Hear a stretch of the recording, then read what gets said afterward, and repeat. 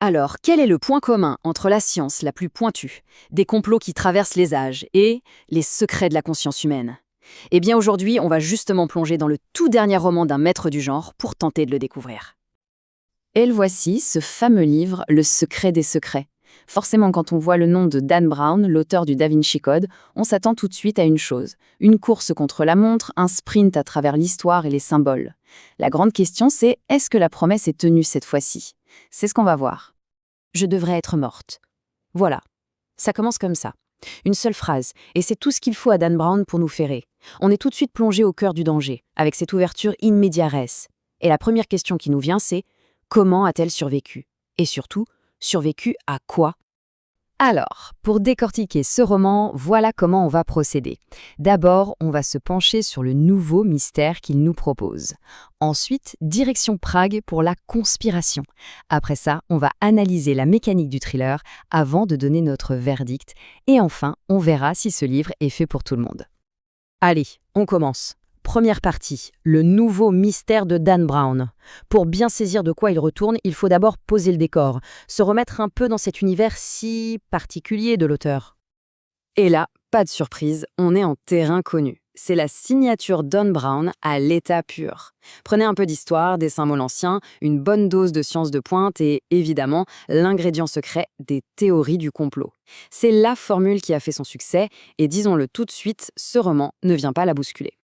Autre grand classique de l'auteur qu'on retrouve dès le début, ce petit avertissement qui dit que, attention, tous les artefacts, les technologies, les organisations, tout ça est bien réel.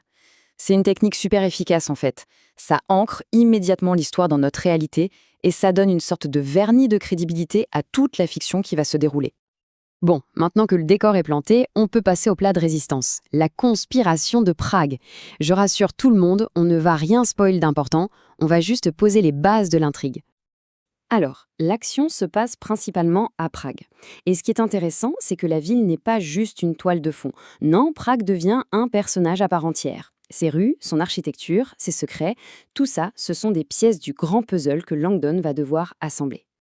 Le point de départ de tout ça, c'est une neuroscientifique, le docteur Brigitta Gessner. Après une attaque assez mystérieuse, elle vit une expérience de sortie de corps. Alors, la question est posée d'emblée. Est-ce que c'est du paranormal ou est-ce que c'est le résultat d'une technologie qu'on ne connaît pas encore? C'est vraiment le mystère qui met le feu aux poudres. Et qui est-ce qu'on retrouve au milieu de tout ça? Robert Langdon, bien sûr, notre professeur de symbologie préféré. Pour l'accompagner, on a Catherine Solomon, une pionnière dans un domaine fascinant, la science noétique. Et aussi son éditeur, Jonas Folkman. Et pour pimenter le tout, une menace plane, un mystérieux protecteur, une sorte de golem. Alors, la science noétique, c'est quoi au juste? C'est vraiment le cœur du réacteur du roman. En gros, c'est l'étude scientifique de la conscience. Le livre la présente un peu comme le chaînon manquant, le pont qui pourrait enfin relier la science et la spiritualité. C'est présenté comme la clé potentielle pour comprendre les plus grands mystères de notre existence. Ok, on a l'intrigue, on a les concepts, mais maintenant, comment est-ce que tout ça est assemblé? Il est temps de passer le roman au scanner, de décortiquer son anatomie pour voir comment il fonctionne de l'intérieur. Et là, on tombe sur la fameuse formule Dan Brown. C'est une mécanique d'horlogerie, c'est réglé comme du papier à musique. Ça commence toujours par un choc qui est lié à un secret énorme. Robert Langdon se retrouve embarqué là-dedans un peu malgré lui. S'ensuit une course contre la montre pour déchiffrer des symboles, avec une organisation secrète qui tire les ficelles, pour aboutir à une révélation finale qui est censée tout remettre en question. Chaque étape est conçue pour une seule chose, ne jamais laisser la tension retomber. Mais ce qui est intéressant, c'est que derrière cette course-poursuite haletante, le livre soulève des questions assez profondes. On parle du conflit éternel entre la science et la foi, de la nature de la conscience humaine, de la possibilité d'une vie après la mort. On touche même à l'éthique de certains programmes secrets. En fait, le thriller d'action devient un prétexte pour une vraie exploration philosophique. Il y a d'ailleurs cette citation qui est attribuée à Tesla dans le livre et qui résume parfaitement toute l'ambition du truc. Le jour où la science commencera à étudier les phénomènes non physiques, elle fera plus de progrès en une décennie qu'au cours de tous les siècles précédents. Voilà, tout est dit. C'est exactement ce que la science noétique essaye de faire. Et c'est sur ce terrain de jeu intellectuel que Dan Brown nous emmène. Bon, on a vu la mécanique, les thèmes, il est temps de prendre un peu de recul et de donner un avis. Passons à notre verdict critique, les points forts et les points un peu plus faibles. Alors, si on met les choses en balance, d'un côté les forces. Le rythme est absolument dingue. C'est un de ces livres qu'on a du mal à lâcher. Il explore des idées fascinantes et il mélange très bien le réel et la fiction. Mais de l'autre côté, les faiblesses. Justement, ce rythme peut rendre l'intrigue un peu prévisible. Les personnages sont parfois plus au service de l'intrigue que de leur propre développement. Et le twist final, disons qu'il risque de diviser. On voit bien que chaque force a son revers. Mais honnêtement, s'il fallait ne retenir qu'une seule grande force, ce serait vraiment son élan.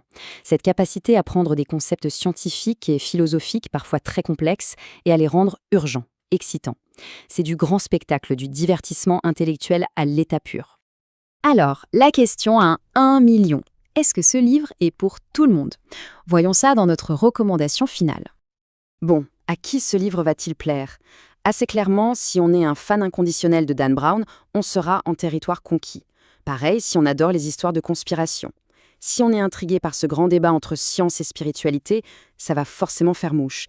Et puis, plus simplement, si on cherche une lecture d'évasion, rapide, rythmée, c'est un excellent choix. Pour résumer, on peut dire que c'est du Dan Brown pur jus. Le livre livre exactement ce qu'on attend de lui. Une grande aventure, des énigmes, des enjeux énormes. C'est une formule bien rodée, mais qui fonctionne toujours aussi bien pour les amateurs du genre. Et à la fin, une fois le livre refermé, il reste une question. Une question qui dépasse largement le cadre du roman. Si on savait vraiment ce qui se passe après la mort, est-ce que ça changerait notre manière de vivre ici et maintenant? Et c'est peut-être ça, en fin de compte, le véritable secret des secrets.